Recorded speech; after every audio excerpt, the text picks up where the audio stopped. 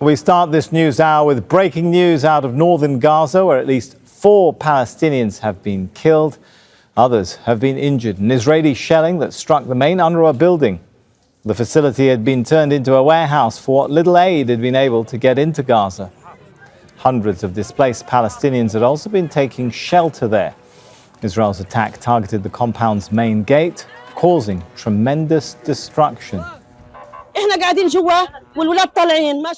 We were sitting peacefully and all of a sudden we were hit by a missile and many were killed. I ran out searching for the rest. I found my eldest son injured, the youngest trapped under the debris, and those dead bodies lying there. What wrong did these innocent children do? We are running from death towards death. Young men and women are slaughtered by the Israelis. This is a relief distribution point, hundreds of displaced civilians taking refuge. Without warning, an Israeli warplane fired missiles on us. Half a dozen were killed and more than 10 others injured. Let's speak now to Tareq Azzoum. He joins us live from Deir el-Balah. So a strike in UNRWA's main distribution building. What does the aftermath look like?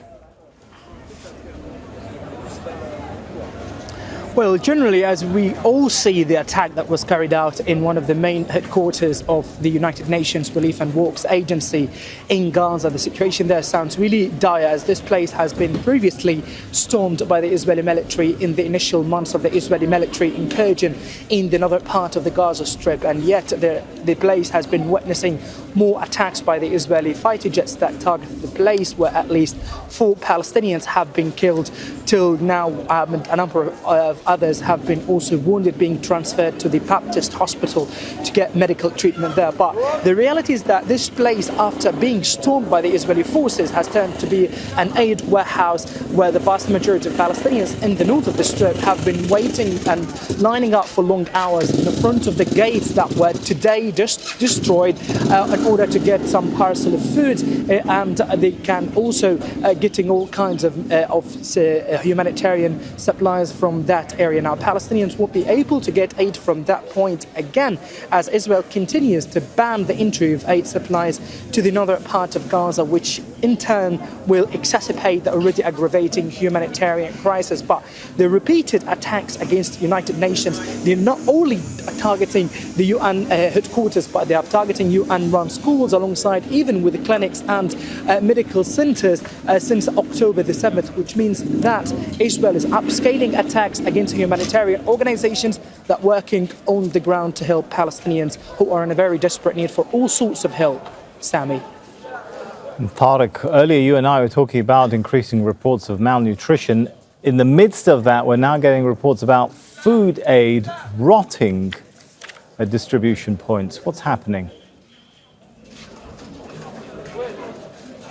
Well, generally, as we know that the Israeli military operation in Rafah was completely a big blow for all humanitarian operations on the ground. All kinds of aid were getting through Rafah and Karm Abu Salam crossing borders. Now, with the full Israeli operational control over those 2 points, no aid is getting into Gaza. Alongside that, there are still hundreds of humanitarian trucks lined on the Egyptian side of the border, waiting for a confirmation to get into the Strip. But from the northern part, what is getting there is only at a very limited number of humanitarian aid trucks that are loaded with medical supplies for already collapsed hospitals in the north of the Strip, and at the same time people are not getting much of what they're really in desperate need for, despite the International Court of Justice resolution for Israel that they must pave the way for all kind of humanitarian aid to get into the Strip. And even in the pre-Rafah operation, what was getting into the Gaza Strip in best scenarios were around